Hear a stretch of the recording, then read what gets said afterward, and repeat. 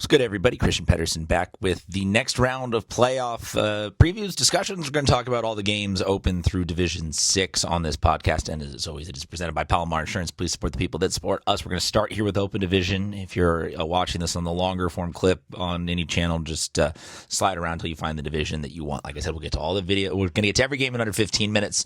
The Open Division is sans Lincoln this year, and I could make a whole podcast about that, but I could also say simply that what's the point? If this is what we got, let's enjoy it. These are four fantastic teams. These are four teams that if any of them end up being CIF champions, I will absolutely thoroughly embrace that. They're all really good. They're all really, I would say really different because they're all good at football, but they all have a little bit of different vibe and approach to it. So this is going to be a fun one. Cathedral and Mission Hills is that first one. Mission Hills, it's Troy Hune. He's a great quarterback, one of the best in the county, one of the best in California. His recruitment being open, I'd like to think that has him playing with a little bit of extra zest. And not to say that he doesn't try or hasn't tried all season, but you know, when there's a little more on the line, adrenaline's flowing a little bit more. Maybe he tries a couple crazier passes than before. I don't know. Has a great game. He is an elite. He is someone who's absolutely worthy of being like, oh, that's your dude on the number one team, and you endorse the fact that he can lead his squad around him to a playoff win. I think also last year them losing to Lincoln in the way that they did, Mission Hills basically played that champion. I think that was the championship game. So this is a team that has a probably huge chip on its shoulder and wants to get it done. Cathedral Catholic on the other side. Brady Palmer, greatly underappreciated quarterback, I feel like. Also, Cal, low-key having like a little bit of a resurgence, so him winding up there could be a lot of fun to watch over the next couple of years. Jared Goff vibes, what? No idea who said that. Cathedral Catholic also has Honor Favalai Johnson, one of the 5-star recruits in San Diego this year. They have a great line. Them being the lowest rank or the lowest seed, quote unquote, in Open Division does not mean anything. All four of these teams are capable of getting it done. Cathedral lost to Point Loma, and that caused the ripples throughout the season, and that has them at that 4 seed. But they probably can make cases that wasn't that the squad that suited up against that team is not this team. So would this be an upset? No, but would this be believable if the 4 beats the 1? Totally. On the other game, Carlsbad and LCC. LCC back at it again in the Open Division back-to-back years. Quinn Roth, Kobe Herman, this is a senior class of special dudes to this program and to this school. Not to say that all senior classes aren't special in their own way, but this is a group that has dragged LCC into the modern era of being good in the current state of football in San Diego. And for them to get it done, 2 more games to get that championship is entirely believable that they finally have their opportunity this year. And to go through Carlsbad is a great test. Carlsbad has an awesome line. Carlsbad moves the ball phenomenally well. And so this one I expect will be incredibly high scoring. Let me know what you think of all of these, and then let's go talk D1. All right, I'll be a little bit quicker on all of these games. Like I said, I'm going to get to all these divisions in under 15 minutes. Lincoln and Poway. Poway last year flipped the switch to start the playoffs. They flipped the switch and just became an unrelenting terror.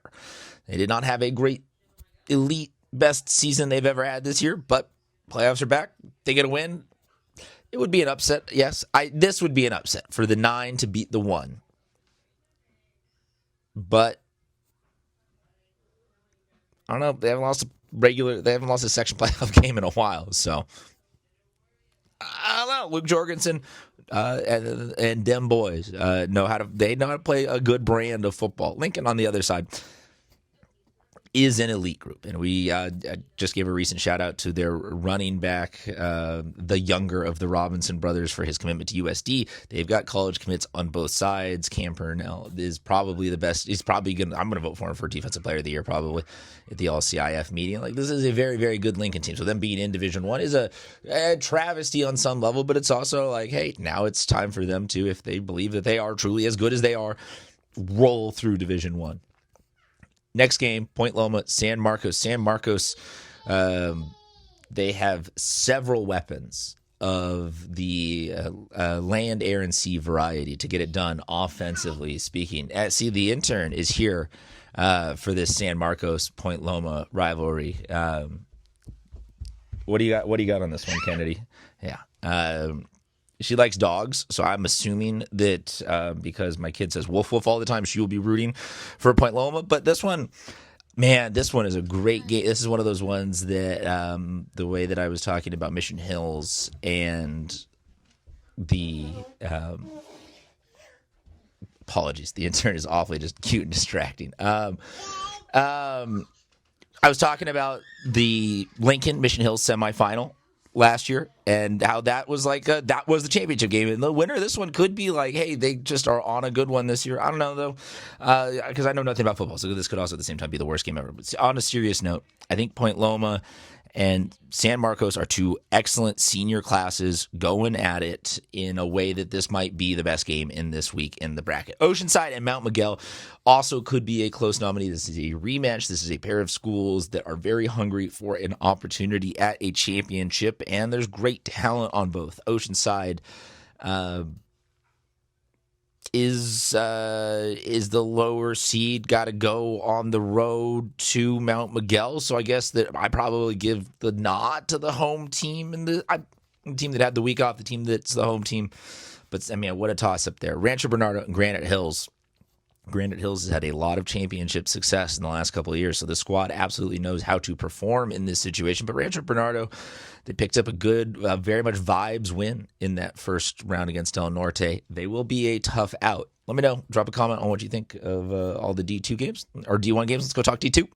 All right, D2, SFC St. Augustine. SFC being the 1 seed versus being the 1 seed here versus being the 12 seed in D1, I think is one of those ones that we're going to have to start studying every year of how well the new playoff system is working. But they are an elite team, and I would say that of this entire remaining bracket, I kind of lean towards favoring them to run through this like chalk. But Saints is a great story of, win a lower division, climb up, and rebuild and make the best of a situation. Do they have what it takes here? This will be an uphill battle, but I say that with all number 1 seeds in all these playoff brackets. Scripps Ranch and El Camino. Scripps Ranch, you see that score through the first game. They absolutely boat raced my boys at La Jolla. So I have to tip my cap and say Marlon or Coach Gardner, attaboy. Good job. Much respect. Seriously, though, when you're putting up that kind of a performance in the opening round of the playoffs, there's a certain amount of, hey, they picked up momentum. They've got some confidence that makes me think this game with El Camino will be a fun one. El Camino, I think, is also a team that I've kind of case studying of. They played a really tough schedule, so they were under 500. But because they played a really tough schedule, did we get a look at them in terms of the relative competition that they're here to play against in D2? We will find out what they got done in that bye week. San Diego, they pull off what I consider to be a huge upset, not in a disrespectful way to San Diego, but I thought Imperial was a fantastic team. And for them to get that win at Imperial is huge. That's another one where, Mission Bay is going to be a tough out. Mission Bay is one of the best teams in San Diego this year, but I just said that about the first round. So we'll see if they are on something special this year. On the other side, Trey Arnold and Mission Bay has a senior class that is looking to be the ones that break through in a way that nobody else other than Dylan Baxter and maybe Arian Foster have in that school's history. So elite company there for them. Helix and Steel Canyon. Steel Canyon, I think that we have seen all season long is a very, very good team, and if they can be good off of that bye week, this will be a hard out, but you'll want to see Helix picking up, or at least I think for the general health of San Diego, having some parity out there in the East County would be great. So, you always are down for an upset, but I think that Steel Canyon, this is another year where they could be a deep run team. Let's go talk D3. Central Union and Bishops. I said in the previous division, I'd like all the ones to go forward until otherwise notified, but I am obligated as well to be a Bishops stan. The brother-in-law coaches there, and my wife, I will shout her out in the background right now. She coaches field hockey there and is going to be playing in the Open Division Championships this weekend as well for coaching. Sorry, not playing. She can be coaching. This game, Central is home, and if it's pouring rain, there's some teams that have better home field advantages versus others in the rains. There's some that just in general have better field. This will be a slog. I guess all of these games could be potentially sloppy and horrible, given that there are potential tsunami-like conditions. But Bishop's Cash Herrera, he's an elite quarterback. This is the time if you're an elite quarterback, ball up and ball out. Madison and University City's got a great offense. They've got a ton of weapons to go to. I think that they are a team that is built for a nice playoff run. Madison, though, that's a nice win for them to pick up here in D3 after that is a tough schedule to play for them given their current situations there. Christian and Ramona is the next one. Ramona being a home team, that's another one. We're on the road in the rain at Ramona. Feels like a throwdown showdown, but I think Christian at the same time, when the team has a good multifaceted quarterback, that's the kind of guy that you stick the ball in his hands all game long. You got a chance at least. Finally here, Patrick Henry got the win there, so I have the wrong bracket that I loaded up and realizing up, and I'm not going to make that correction. Apologies, but so Patrick Henry and Army Navy are going to be taking on Army Navy. Gets the bye. They're a small school. Are they in the right division for the record and wins and losses and strength of schedules that all they have? We will find out based off of how they perform on this one. So kind of an interesting litmus test there. Let's talk D4. Westview, Hilltop. This is a rematch of a previous game this season. Man, Hilltop's a fun story, but so is Westview. Like both of these schools have, if they play their best ball, they know how to win it. But I guess maybe this one's going to be about who can run the ball better. Eastlake and Mount Carmel. Mount Carmel got the bye. Try to see if they can get their offense dialed up, because when we have seen that offense be at its best this year, they're a very, very good team, and they'll be a very hard out this season. Eastlake, on the other hand, they maybe are the way that Saints was last year. Eastlake is this year. Bigger school, goes down, needs a year to just get some winning culture back into this. They got a playoff win there. Can they get another one? That'll be a big question. Mira Mesa and Valley Center. Mira Mesa pulls off what I consider a pretty big upset considering the weapons that RBV had this season, and that RBV was the home team. But congratulations, Mira Mesa. Valley Center, they had a bye. Valley Center has one of their best quarterbacks in school history, so I always tend to like the teams like that. But you never know when a road underdog just maybe has it in them this year. La Jolla Country Day gets the road win against Coronado last week. That was big for them. They're going to take on the defending champs in LCAP. I kind of said that La Jolla Country Day was out of players last week, but they got a big win there in the playoffs. So one small school in every division makes a good fight of it. And LCAP, though, is the defending champs. They've got a rep to protect. Let's go talk D5. Sweetwater, Hoover, these two teams that know each other well. They played off and on the last couple of years, and I think that still, Sweetwater has done this playoff run a couple of times here in D5, and I think it is always going to be case study interesting to be like, who was the 12 in one, or who was the bottom seed in one division, who was the top seed in the next division, how did both of those teams fare, and how close were both of those teams to flipping spots. So Sweetwater, I'd give the nod once again to the one, but Hoover has some elite weapons on that team, and they technically got the upset win against Escondido, so I'm curious to see what they're capable of here.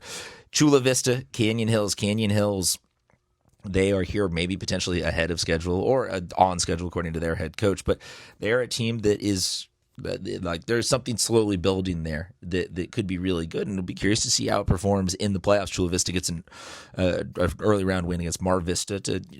That's a great for a first year head coach there to pick up a nice playoff win. Congratulations. Fallbrook, they beat Valhalla last week. They're going to take on Monte Vista. Monte Vista is the defending champions. Monte Vista had a bye.